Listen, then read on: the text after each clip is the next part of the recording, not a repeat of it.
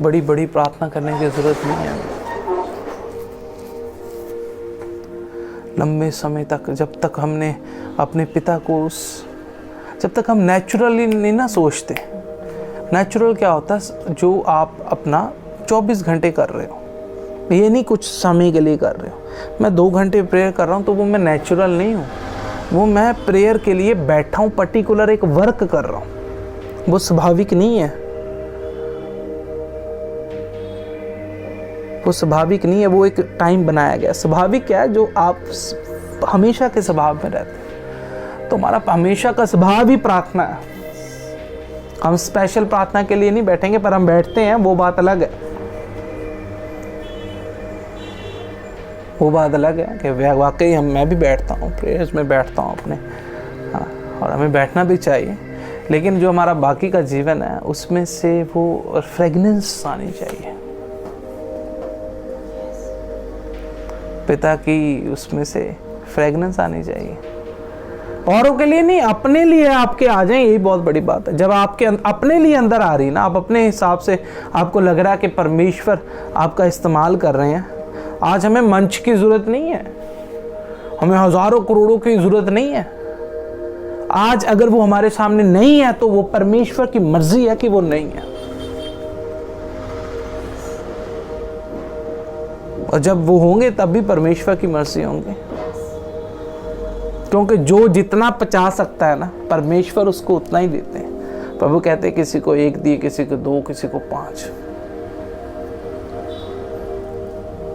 है ना। परमेश्वर योग्यता के मुताबिक देते हैं। जरूरी नहीं है कि आज हमें सुनने के लिए हर कोई ऐसा या कुछ ऐसा, ये तो परमेश्वर की मर्जी है। हम परमेश्वर का धन्यवाद करते हैं। हमारी ऑडियंस तो स्वर्गदूत है, हमारे आसपास तो स्वर्गदूत खड़े हुए ऐसे लाइन बना के, वो सुनते हैं, उन पे प्रकट नहीं होता। परमेश्वर की महिमा की बातें स्वर्गदूतों पे प्रकट नहीं होती, वो सिर्फ स्तुति करते हैं। परमेश्वर की बातों को वो सुन नहीं सकते जब तक परमेश्वर नहीं चाहता कि वो सुने। वो सिर्फ परमेश्वर की बातों को फॉलो करते हैं। परमेश्वर चिंगाई के स्वर्गदूत को बोलते हैं, चिंगाई वहां दे के आओ, फ्रिक्शंस ऑफ आइस के साथ वो आता है।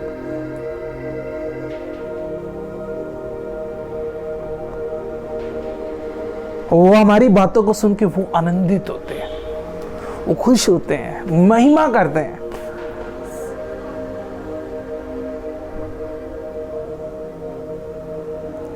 स्वर्गदूत महिमा करते हैं, वो हमारी बातों को सुनते हैं। और तो हमारी ऑडियंस तो परमेश्वर के स्वर्गदूत हैं, क्योंकि परमेश्वर का स्वभाव हमारे अंदर पनप रहा है, उमड़ रहा है। परमेश्वर कहते हैं मैं तुझे ना उमड़ता हुआ सोता बना दूंगा। अपने आप में ये बहेंगे, रेवलेशंस निकलेंगे, उमड़ेंगे, गिरेंगे, जाएंगे, है ना। उमड़ता है, फिर वो रेवलेशन उमड़ता है, फिर वो जब बहता है और फिर मतलब एक रेवोल्यूशनरी रेवलेशन का एक वर्ड है।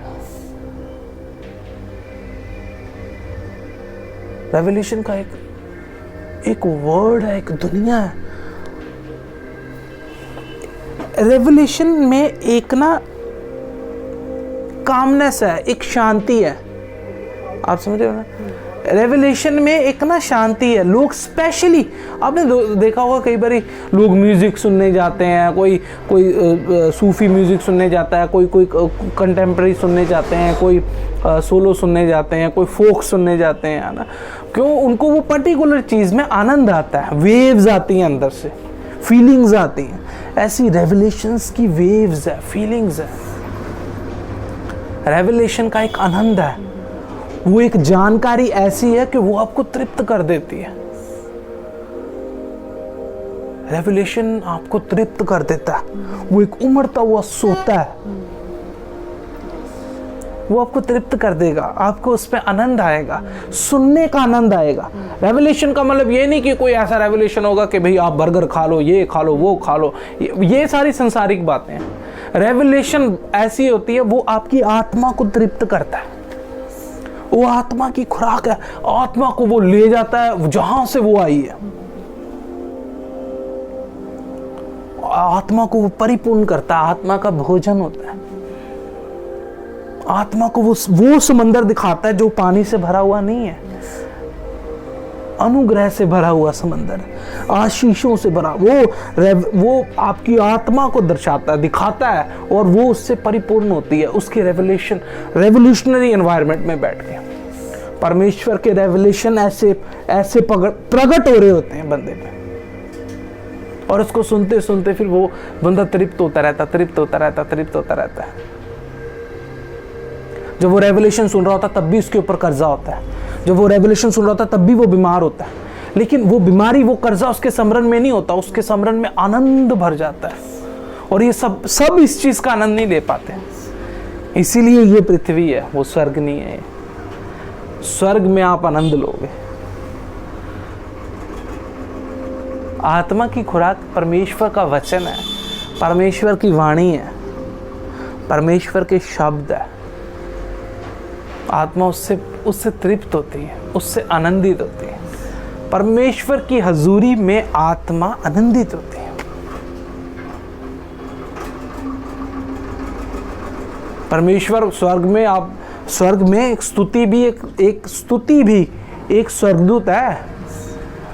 अभी तो हम परमेश्वर का जब हम भजन गाते हैं, जब आनंद करते हैं, तब हम एक स्वर्गदूत को, उस एनवायरनमेंट को क्रिएट करते हैं, स्वर्गदूत को क्रिएट करने की कोशिश करते हैं, और स्तुति के उस एनवायरनमेंट में वो स्वर्गदूत आता है और फिर वो आनंद भर जाता है जब परमेश्वर की स्तुति कर रहे होते हैं।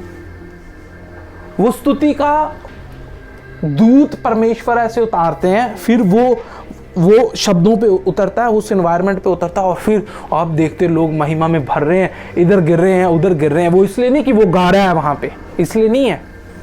वो जब घर में गाता तो नहीं गिरते कोई, और वो जब गाना शुरू करता है इसलिए नहीं गिरते। जब वो गा रहा होता ना, फिर वो दूत भेजते। स्तुति एक दूत है, वो जब नीचे आती है वो उमड़ती है ऊपर, फिर उसमें कोई बंदा हंस रहा है, कोई गिर रहा है, कोई कुछ हो रहा है, कोई चंगाई प्राप्त कर रहा है। इसी तरह आत्मा की ना रेवोल्यूशंस जो होते हैं ना, वो आत्मा की खुराक है। जब आप परमेश्वर की हुजूरी में जाते हो, जब स्वर्ग में जाओगे, परमेश्वर की हुजूरी में देखोगे, स्तुति वो बैठी हुई है, चंगाई वो बैठा हुआ है। आप ये बात को समझ रहे हो? चंगाई का सरदूत वहां है, स्तुति का सरदूत वहां पे है, ब्लेसिंग का सरदूत वहां पे है, ठीक है।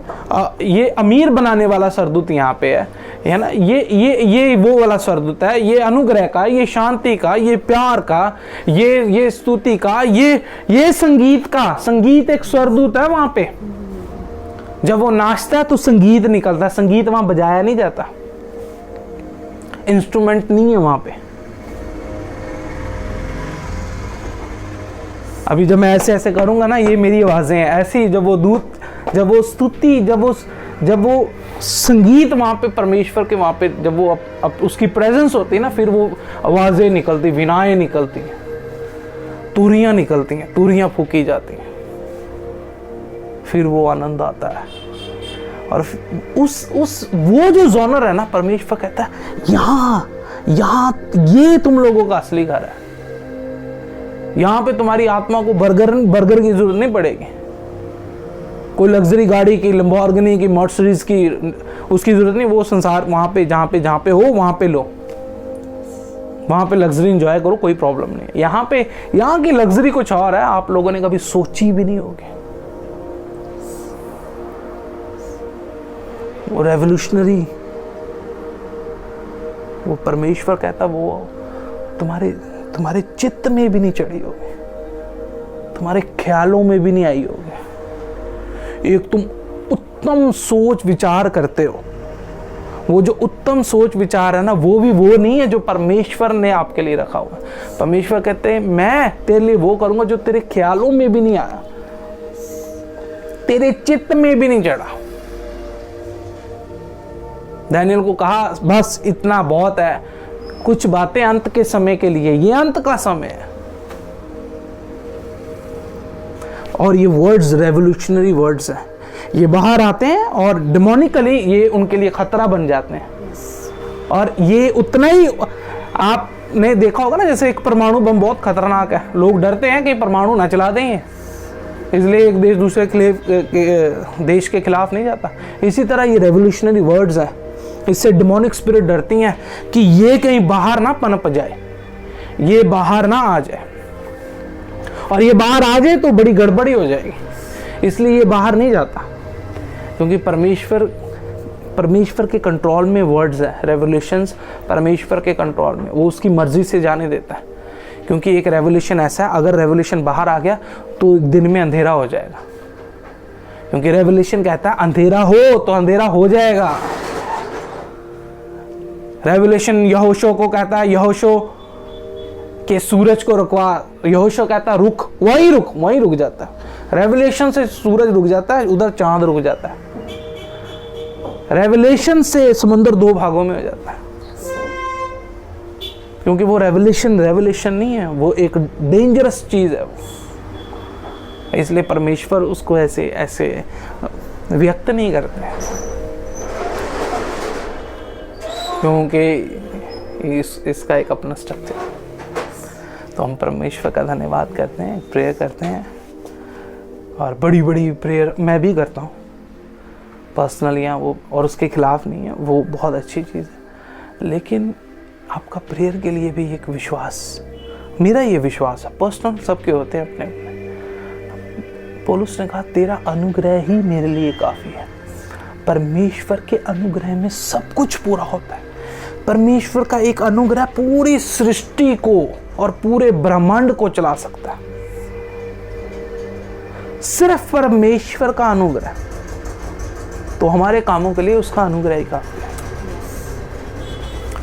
Thank you Jesus, thank you Lord. पिता परमेश्वर प्रभु, हम धन्यवाद करते हैं आज के सुंदर दिन के लिए प्रभु, आपके सामर्थ्य अभिषेक और आपके रेवलेशंस के लिए धन्यवाद देते हैं प्रभु। उन वचनों के लिए जो आपने उतारे वो सुहावने हैं पिता परमेश्वर, वो अद्भुत है मेरे महान प्रभु। हम आपका धन्यवाद करते हैं पिता परमेश्वर, और हम आपसे आपका अनुग्रह मांगते हैं प्रभु, और आपके अनुग्रह हमारे ऊपर बना रहे, हमारे ऊपर, हमारी चर्च पे, हमारी कलीसिया पे, हमारे पास्टर्स पे, प्रॉफिट्स पे, तमाम कलीसियाएं जो आपकी हैं इस संसार में, तमाम पास्टर्स प्रॉफिट्स जो आपके हैं पिता परमेश्वर, और तमाम संसार की चीज़ों पे आपका अनुग्रह बना रहे।